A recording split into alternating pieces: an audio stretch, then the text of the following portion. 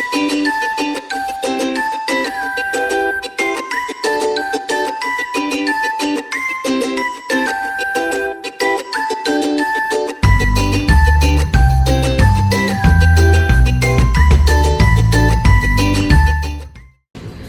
everyone, my name is Teacher Shang and I'll be talking about General Physics 1. How are you? I hope you are doing great. Our topic for today is all about forces and its types. Now, let's review. Can you remember the meaning of force? A force is a push and pull that act upon an object as a result of the object interaction with the surrounding. Before we continue, let's first take a look at this video. What is force? Let me tell you what you will probably read in your textbooks. Force is a push or pull upon an object, right?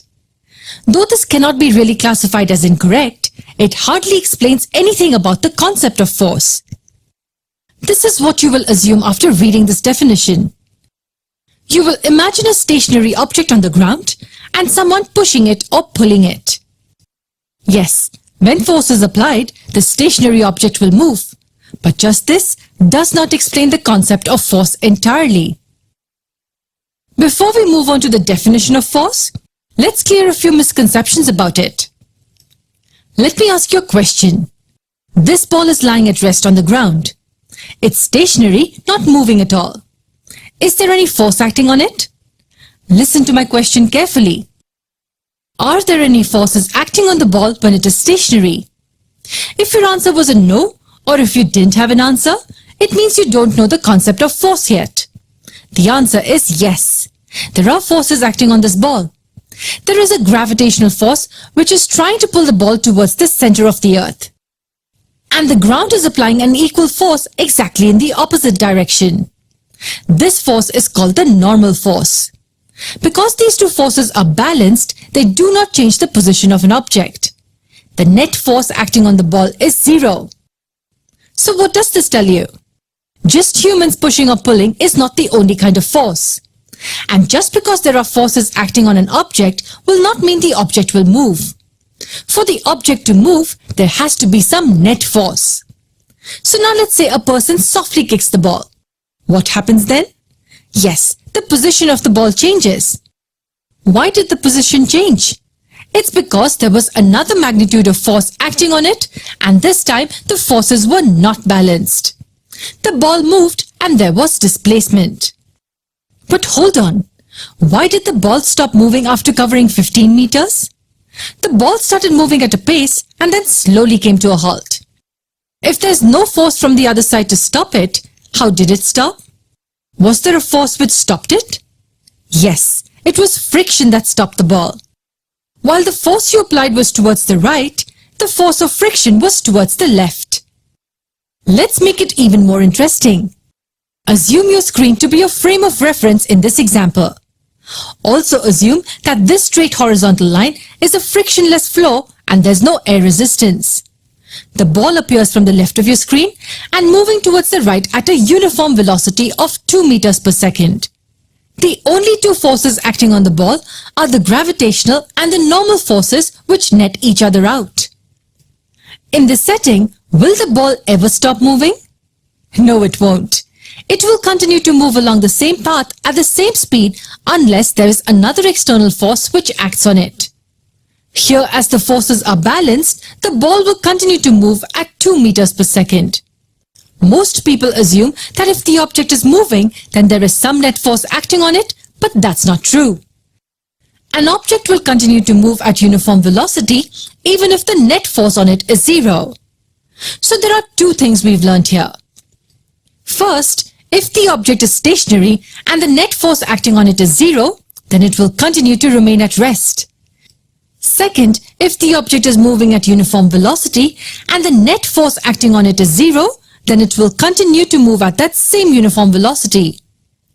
Now, when this ball is moving at 2 meters per second and there is an external force applied from the left, what will happen? Yes, the ball will accelerate. Its velocity will change. Let's say the velocity changes to 3 meters per second after this external force is applied. After that, the ball will continue to move at 3 meters per second unless acted upon by another external force. So nobody's really seen or touched force. It can only be understood by knowing what happens to an object when force is applied to it. If the body is stationary, do not assume that there is no force acting on it. And if the body is in uniform motion, do not assume that there is some net force acting on it. So what is force? A force is a push or a pull upon an object resulting from its interaction with another object. So when you kick the ball also exerts some force onto your leg.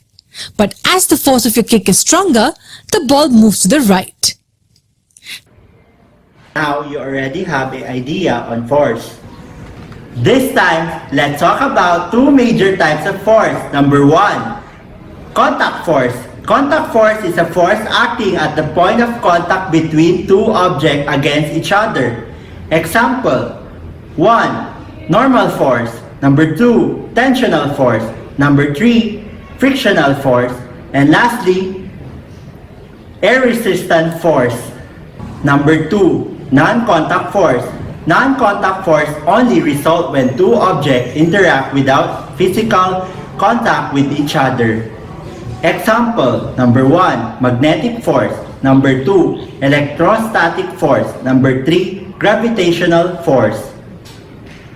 Normal force, it is force which acts when two surfaces are in contact with each other.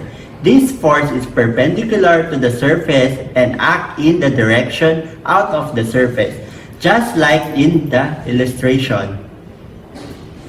The visual being shown is an example of frictional force. It is a force which opposes the motion when two bodies are in contact. Another type of contact force is tensional force. It is a force experienced by a rope or a string which hold an object.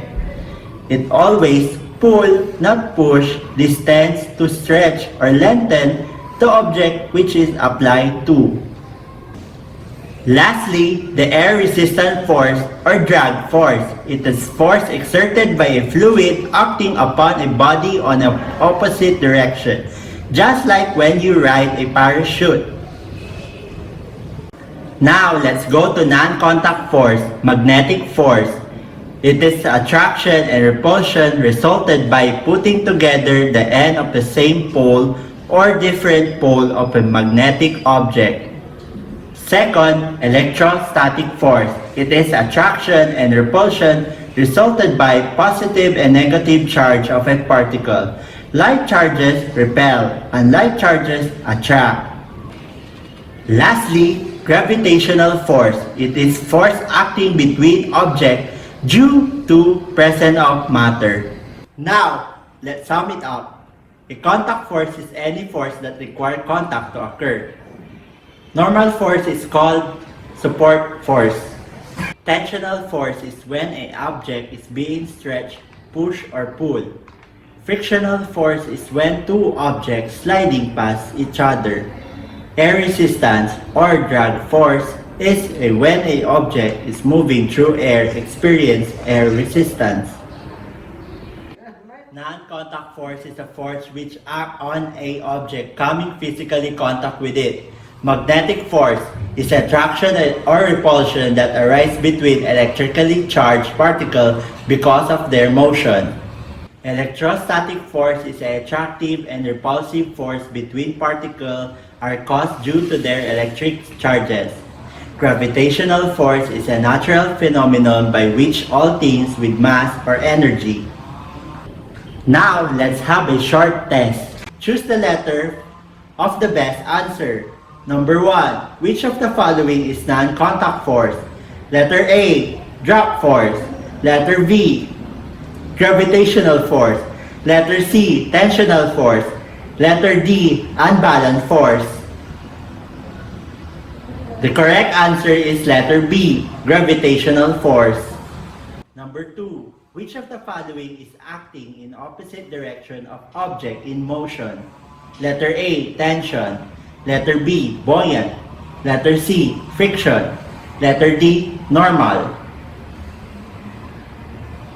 The correct answer is letter C, friction. Number 3. What is the example of contact force? A. Rubbing your hands together. B. Picking paper clips by a magnet. C. Falling stone. D. Putting near the 2-bar magnet. The correct answer is A. Rubbing your hand together. 4. What happened when you put near together the different pole of 2-bar magnet? A. Reaction. Letter B. Contraction. Letter C. Repulsion. Letter D. Attraction. The correct answer is letter D. Attraction. Number 5. Which of the following best describe the contact force? Letter A. Force between the same object. Letter B. Force between dissimilar object. Letter C. Force between object does not touch. Letter D. Force between object does touch. The correct answer is letter B. Force between dissimilar object. For your assignment, number 1. Do you experience applying contact force and non-contact force in your daily life? Number 2. Can you enumerate some contact force and non-contact force which you encounter in your life? Again, this is Teacher Shang. Goodbye and see you next time.